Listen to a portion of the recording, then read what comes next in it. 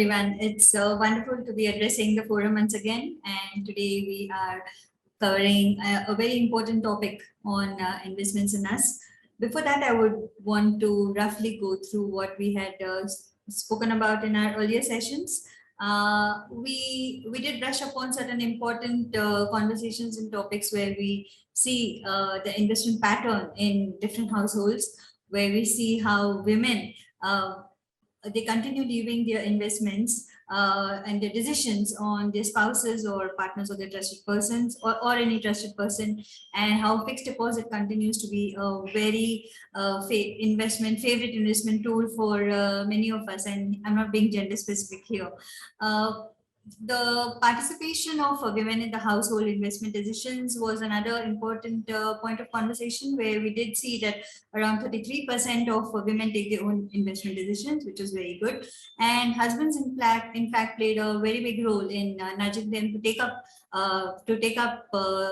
decisions with reference to investments, even more so compared to the parents. And it was a very encouraging study.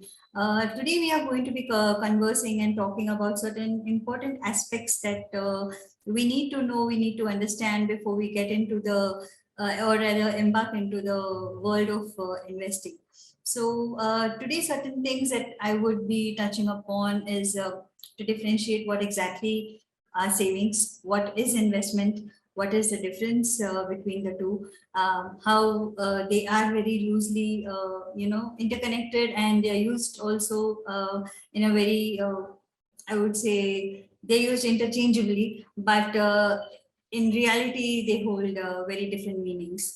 So today we are going to be talking about, the first topic would be on savings. Now, what is savings according to us? Savings, it's a natural action. Whatever income we get during the month, and we have budgeted it for our expenses, and what remains with us is our savings. And we typically try to keep that in a savings account or in a fixed deposit, or plan to do certain investments with that. Now, savings, as we all know, is organic, and it is a natural surplus that can be created by deferring or postponing of any expense that is not an essential nature. And it is also set aside for future goals. It could be any emergencies, or it could be studies, or it could be marriage. It differs from household to household and person to person. And the primary nature of savings has to be such that it is easily accessible. If I need to rush for an emergency, I need to be able to access the money that I have saved. And typically today it is done through credit cards. So whether we have savings or not, we still use credit card. It's a different story and an article altogether when we talk about how credit cards are being misused, to a very large extent, whereby it actually causes a dent in your savings without you realizing it. But traditionally in savings, it is usually held up in a savings account, in a bank account, whichever we hold. Now, once we understand what is savings, now we need to understand what exactly is investing. Investing is an act of acquiring an asset. And this is going to help us to generate wealth, to generate an income out of the asset, which is then going to probably help us to meet our future exigencies or future goals, future requirements. And we also need to know that investment is going to be the next step after savings. So first, we need to ensure that we have savings. What is important before we even start investing, I'll be touching upon that topic today. We need to understand that investing is something that was also very volatile by nature. It is not going to be on a steady platform, and it is a conscious effort of generating higher income compared to savings. So investing also helps us in spelling out our financial goals. It could be like maybe an acquisition of a house or a child's education, for medical emergencies. And this helps us to create goals, to define goals rather, saying that I would need X amount in the next period of time for so and so reason. Now, this type of thinking and planning helps us to actually instill a sense of discipline with planning our goals and with our finances, and it generates and once we are disciplined in investing, what happens is we do realize that a lot of frill expenditures get cut off along the way. We do understand the importance that goes into the act of investing, and this also enhances our income over a period of time. And we invest for various reasons. It could be for buying a home, it could be for marriage or for vacations or for higher education, or we may just want to have a good quality retirement where we have a vacation home and we just want to go and chill. So all this happens only when we are going to get into the act of investing. Savings is not going to help us to generate that kind of income that would be required to support lifestyles in the days going ahead. So certain concepts that are very important before we get into the world of investing is we need to understand what is compounding.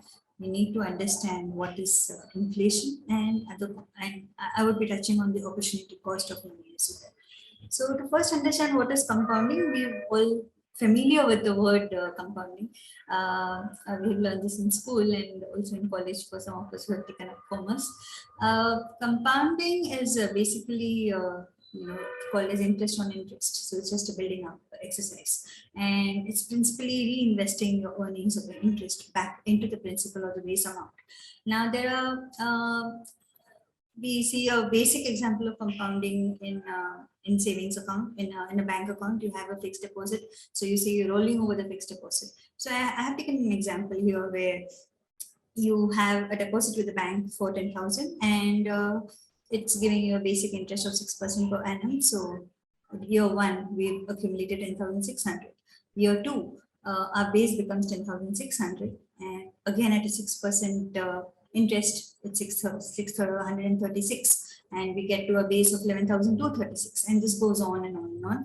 We get, we are familiar with the fixed deposits, which are like 1 year, 2 year, 3 year. So this is the basic concept of compounding. So if you do notice over here, what happens is even if you're not taking any effort, if you're not doing any kind of planning or investing or saving, the basic money that you have deposited is compounding over a period of time, depending upon the length of your deposit.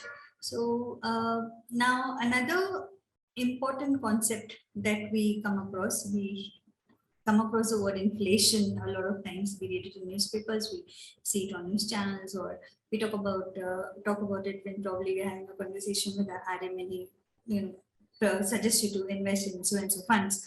So inflation. Now, what is inflation? Inflation is nothing but a constant rise in prices of commodities or things that we use in our everyday lives. We see an example like when I used to buy eclairs chocolate, it used to be probably 25 paise when I was small, and today when I go to buy a chocolate of eclairs, it costs me a rupee. And it's not the same eclairs, there are hundreds of varieties of eclairs as well. This is just one example.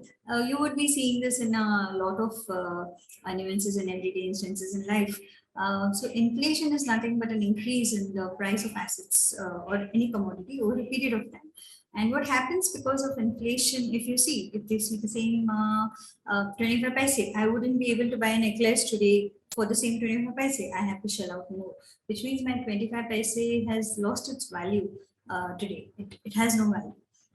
If you think about it on a larger scale, when you go to buy a real estate, when you go to buy a house, maybe today a house is costing me 25 lakhs or 30 lakhs, but might probably not be enough 5 years down the line. I might require much more than 25 or 30 lakhs to buy the same house. So this is called a rise in price. This is called an inflation.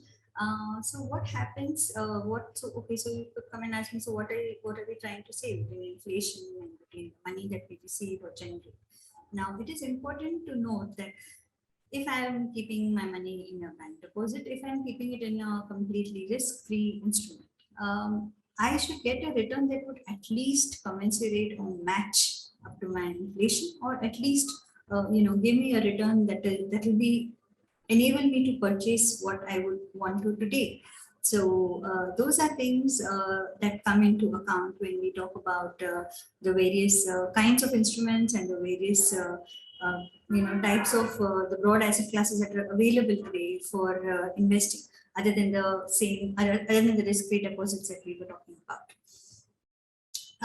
So when we come to investments, there are certain thumb rules. This helped me when I started off my journey on investing. I would also want to talk about an important concept here, which is called an opportunity cost. Opportunity cost, I would think, let's see, if we have 1,000 rupees as a bonus that we've gotten today. So we need to think whether we want to spend the money going to a restaurant, have dinner, or what, I always wanted that particular pair of shoes that I've been eyeing on. Do I want to go and purchase this pair of shoes, or do I want to go have a good dinner with my friend? Or maybe should I invest 50-50? Should I keep 50% for spending it on myself, and 50% maybe I would want to invest it in something which would which would probably grow. So these are choices that we come across in our everyday life, where we weigh out what would be the best optimal utilization of any asset. So in this case, it is the money that has come through. So this is called the opportunity cost, and money is all about opportunity cost. Every time that we take a decision to move into one asset or in one kind of an investment, so we are moving away from the other. So it is something that we can't do. So when we are thinking and talking about opportunity cost, we are weighing out the pros and cons of a certain investment decision, of a certain decision that we are taking at a household level. This happens at all levels, even if you take it from an organization standpoint. So when they have a surplus, when they have a huge inflow, they are weighing out the costs, they are weighing out their investment decisions, thinking whether they should be investing in point A or they should be investing in point B, whichever is going to give them an optimal higher, returns is where people would be inclined to move towards. So opportunity cost is also simply making a choice of one. It's basically simply making one choice over another in any given situation. When we talk about opportunity cost, a very important factor that comes into play is going to be the risk. Now, risk is, we can all say that, oh, you know what, I know the market goes up and down, and I'm okay to weather it. But it's very different. The risk capacity and the tolerance differs from individual to individual. It's a complete different chapter on risk that we can talk about, where you will understand why a risk-taking capacity would be different for individual A compared to individual B. Now, to understand first what is risk. Risk is the probability of an event that is happening or not going to happen. As I said, an example would be, it looks cloudy today, but I'm too lazy to carry my umbrella. So I'm looking ahead, it feels as though it's not going to rain. So I do away without carrying my umbrella. So that's a risk that I'm taking. I may get drenched if it rains. If I'm lucky, I may not get drenched. So this is an example of a choice that we're making, of a risk that we're taking, those on a very on a very smaller scale. A risk could be where we want to reach a particular point by a particular time, and we are going through a narrow strip, and we are trying to overtake a vehicle. So the probability that we are able to squeeze through and reach the point, that is probably 20%, 30%. And the probability that we just have to follow the vehicle and reach a little late, that is another 30, 40%. So it is a risk that we are taking in our lives, in given situations, which differentiates one person from another, which differentiates one household from another, one organization from another. So risk is at every level of life that you see. And we need to understand that risk and our returns, they always go hand in hand. So the higher the risk we are taking, we could be negotiating for higher returns, but it is not going to be a smooth ride. We need to learn to live with the volatility. We need to know what will be our risk appetite, how much we can take it, our risk tolerance, how much we are able to withstand the losses in the prospect of we hoping to see some gains. So those are things that differs from individual to individual, which we need to be very clear. And that's why before we get on to any investment decisions, it's very important that you have discussions in the household, you have a discussion with your financial planner or an advisor, because they would be the right people who would be able to assess your risk level, your risk tolerance, and would be able to suggest pathways to do for your investments. Now, there are certain thumb rules that we again learned during our course of our education, and one of these rules is it's called as rule of 72. You can Google it up. The rule of 72 simply implies divide 72 by whatever interest rate you're looking at, and that would be the period for which you would look to doubling your money. So suppose you are depositing something, X amount, 10,000 at say an interest rate of 10%. So you would hope that in the next 10 years, your interest rate by 72 divided by the interest rate, 72 divided by 10, that would be the period, that is 7.2 years is the period that you would be looking to double the 10,000 to 20,000. Again, this is a very crude, it's a very crude indicator, but it could more or less work. So you could balance it out, but it's not going to be a very accurate indicator for you to plan out your finances. There's another important budgeting rule that we have studied and we have come across is the budgeting rule of 50-30-20. So where it clearly says that whatever is our income, we should try to put in 50% with the expenses and allocate 30% for wants and 20% to savings. So our expenses could be related to household expenses. Wants could be our vacations or maybe going to restaurants, fancy dinners, or some shopping, and 20% should strictly try and go into savings. Now, if you're able to alter the 20% upwards, that's going to work out very good for you. But again, so it depends how much of our discretionary expenses we are willing to forego. So we are able to get into a better shape as we move along our timeline. Before we get into all the kind of investments and everything, to start off with, it's extremely important that we have certain basics covered. Today, the level of risk and the appetite of risk that is being taken by individuals and households is extremely high. And that could be because people have been enamored by the world of stock markets and investments, and you see that my investments have gone up 5x, 6x, 10x times. It could be for some, but many have lost. I would always put in a word of caution here. It's very important that you first ensure that you have an emergency corpus that has been created. What is an emergency corpus? Assume that for whatever reason your income stops for the next couple of months. It could be change of job, or it could be maybe you're laid off, or some organization restructure, it could be anything. So ensure that at least for the next 6 to 8 months, your expenses are covered up. And that is covered up with your emergency corpus. And your emergency corpus has to be at your beck and call. So you know that when you need it, it's just there for you to pick it up and spend it where essential. So this is very important. Now, another important thing is an adequate insurance cover. We can't talk less about insurance, how important it is. We have seen it during COVID times. And it is extremely important that you have a good amount of insurance cover, especially if you are the only earning member in the family. Ensure that there are ways to calculate how much cover is adequate. We can get on to that as well in our further sessions. So it's important that you have a good insurance cover.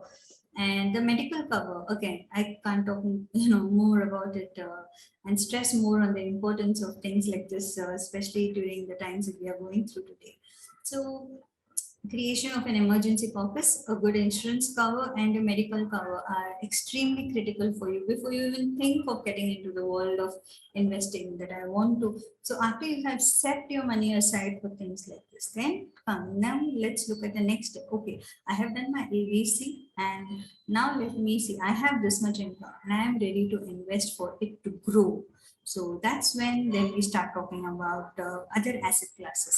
And again, as I said, the asset classes that that you can broadly divide is into cash, what we know, fixed income, equity, real estate, commodities, and alternative investments. So these are the broad asset classes, and I would be talking further on the instruments that are there under these asset classes. Cash, we all know, is hard cash. Fixed income. So when we talk about fixed income, it could be a post office savings deposits, it could be a bank. Those all constitute under fixed income. They are debt. Equity, we all know about the share markets, of mutual funds. Real estate, again, it's a land, it's housing, home, commodities, gold, silver, alternate investments, again, it's the cryptos, NFTs. It's a huge world out there. So, but it's extremely critical that before we get into this segment of investing, we have first made provisions for these, and then we get into the broader class, we get into the investing mode. So concluding, I would just like to say the importance of planning and investing. It is very important to inculcate a discipline in the financial aspects of life, and the essentials are more for us to move towards financial freedom. And it is extremely critical that if we are not aware of the subject, it's extremely critical for us to take the assistance and the help of a financial planner or an investment advisor who would be able to carve out the roadmap for us, which would help us in taking right investment decisions. So I would like to end my session by thanking everyone for hearing me out on this, and please do reach out to me in case you all have any kind of questions or doubts, or as silly as it may be. I am more than willing to help you out. So, but as I said, we are not investment advisors. We are in the process of getting our regulations and paperwork done. So, but I would still nudge for people who are keen to go ahead, please contact the right people and get the right advice in terms of your investments and financial needs. Thank you very much. It was great meeting up with you all. Thank you.